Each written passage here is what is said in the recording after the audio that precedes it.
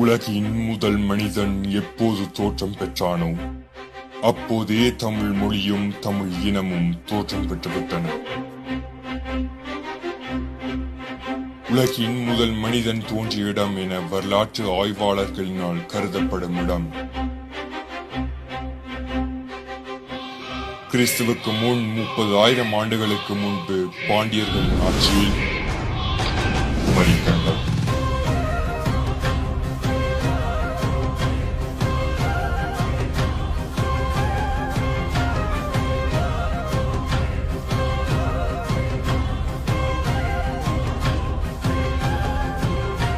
நாற்பத்தி 49 நாடுகளையும் பளிரு குமரி போன்ற வளமிக்க ஆறுகளையும் குமரிமலை மணிமலை போன்ற மலைகளையும் தென்மதுரை கபாடபுரம் செழிப்பான நகரங்களையும் கொண்டு மாபெரும் சாம்ராஜ்யமாக இந்த உலகின் மிக பெரிய தமிழ் கண்டம் இன்று கடலுக்கடியில் அமைதியாக உறங்கிக் கொண்டிருக்கும் உண்மை நம் எத்தனை பேருக்கு தெரியும்?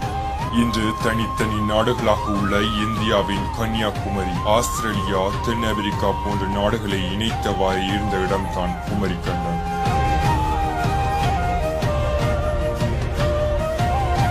(9,990) வருடங்கள் தொடர்ந்து 3 தமிழ் சங்கங்கள் நடைபெற்ற கண்டம்.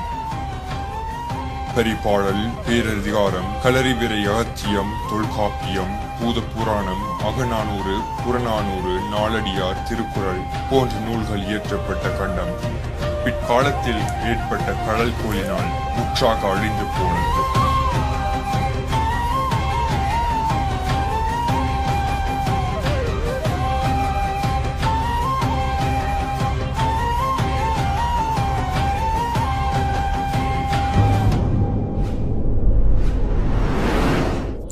அதன் பின் தோன்றிய உலகத்தின் தமிழின் பொற்காலமாக தென்னிந்தியாவில் ஆதிக்கம் செலுத்திய மூவேந்தர்களின் ஆட்சி இருந்தது. இவர்களில் சோழர்களின் ஆதிக்கம்,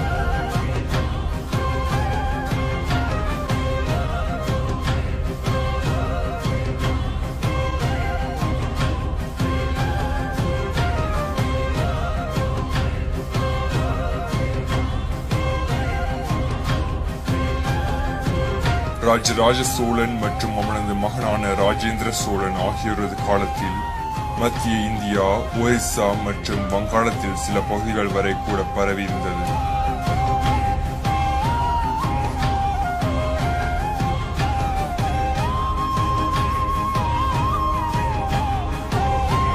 அத்தோடு நின்று விடாமல் கடல் கடந்து சென்று இலங்கை, அந்தமான் மற்றும் நிக்கோபார் தீவுகள், லட்சத்தீவுகள், Sumatra, Java, Malaya, Cambodia, Vietnam ஆகிய நாடுகளை கைப்பற்றியதோடு தமிழரின் கலை தாக்கத்தையும் தணித்தான்.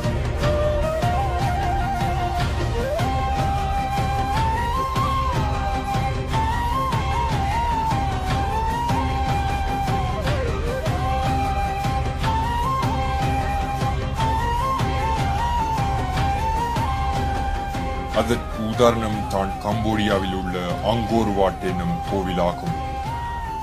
திரும்பிய திசையெல்லாம் சிற்பங்களை வடித்துள்ளனர். இந்த கோவிலின் ஒரு பக்க சுற்றுச்சுவரே 3.6 கிலோமீட்டர்கள். இன்றைக்குள்ள தொழில்நுட்பத்தை பயன்படுத்தி இவ்வாறான கோயில்கள் கட்டுவதற்கு 300 வருடங்கள் ஆகும் என தற்போதைய பொறியியல் நிபுணர்கள் கூறுகின்றனர். தமிழரின் மற்றும் ஒரு கட்டிடக்கலைக்கு எடுத்துக்காட்டு தஞ்சையில் உள்ள பிரகீஸ்வரர் கோயிலாகும். தஞ்சாவூர் பெருவுடையார் கோயிலுக்கு சிறப்பம்சமாக பல உண்டு. 2 அல்லது 3 தளங்களை மட்டுமே கொண்டு கோயில்கள் கட்டப்பட்டு வந்த காலத்தில் கற்களே கிடைக்காத காவிரி சமவெளி பகுதியில் 15 தளங்கள் கொண்ட சுமார் 60 மீட்டர் உயரமான ஒரு கற்கோயிலை ராஜராஜன் எழுப்பியது என்பது மாபெரும் சாதனை. அது மட்டுமன்றி கல்வெட்டுக்கள், சிற்பங்கள், ஓவியங்கள், வழிபாட்டுக்கு செப்பு திருமணிகள் என்று பல புதிய அம்சங்களையும் இத்திருக்கோயிலை புகுத்தி கோயில் மற்றும் கலை ஒரு புரட்சியை ஏற்படுத்திய சோழர்களுக்கு நிகர் வேறு எவரும் இல்லை. இவ்விரு கட்டிடக்கலையும் தமிழர் செய்த அதிசயம் என்றே கூறலாம். உணவையே மருந்தாக உட்கொண்டான் ஆதி தமிழன். பல சித்தர்கள் காடு மேடு எல்லாம் அலைந்து திரிந்து தன்னுடைய சித்தின் மூலம் உணர்ந்த அரிய பழைய பொக்கிஷங்களை சித்த மருத்துவமாய் பல 100 தலைமுறைகளும் வகையில் எந்த விதமான பின்விளைவுகளையும் உடலுக்கு ஏற்படுத்தாமல் நோய்களை குணப்படுத்தும் சித்த மருத்துவமாய் உலகுக்கு அளித்தனர். இந்த அவசர உலகில் நாம் எல்லாம் உடனடி தீர்வை நாடி உடலுக்கு வேண்டப்படாத ரசாயன பொருட்களை உடலுக்கு செலுத்தி தீர்க்க முடியாத பின்விளைவுகளை நமக்கு நாமே திட்டத்தின் மூலம் விலை கொடுத்து வாங்குகின்றோம். குழல் புண்ணீங்க, சிறு பிள்ளைக்கு அருணாகயிறு கட்டுவது, முற்றத்தில் துளசி செடி வளர்ப்பது, வெண்கல கிண்ணத்தில் நீர், மஞ்சள் உடலில் பூசுவது போன்ற பல்வேறு மருத்துவ குறிப்புகளை கையாண்டுள்ளனர். செயற்கோள் உதவி இல்லை, தொலைக்காட்சிகளின் துணையும் இல்லை. ஆனாலும் 12 மாதங்கள் கால நீடிப்பினை அறுதிட்டு கூறியுள்ளனர் நம் பண்டைய தமிழர். 16ஆம் நூற்றாண்டில் வாழ்ந்த ஐரோப்பிய விஞ்ஞானியான நிக்லாஸ் கோப்பர்னிக்கஸ் சூரிய மைய மாதிரி கொள்கையினை முன்வைத்தார்.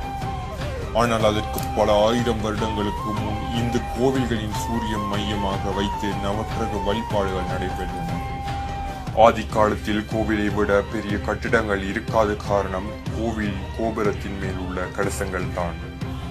இவைதான் அக்காலத்தில் இடித்தாங்கிகளாகி இருந்தன. இது கோவிலை சுற்றியுள்ள 75 கிலோமீட்டர் வரை இடி தாக்காமல் காக்கும்.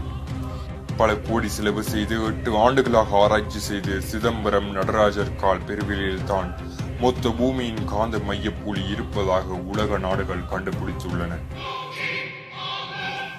தமிழரின் உலகம், மொழி, பிறப்பும் வாழ்வும், உளவு, உடை, உணவு, உடல் அறிவியல், தமிழர் மருத்துவம், இலக்கியம், நுண்கலை, தமிழிசை, ஆடல் கலை, அணிகலன், தாவரவியல், தமிழர் அளவைகள், கடல் நாகரிகம், கட்டடக்கலை, மண்ணியல், வானவியல், விளையாட்டு போன்ற துறைகள் பல புரட்சியை ஏற்படுத்தினார் ஆதித்தமிழர்.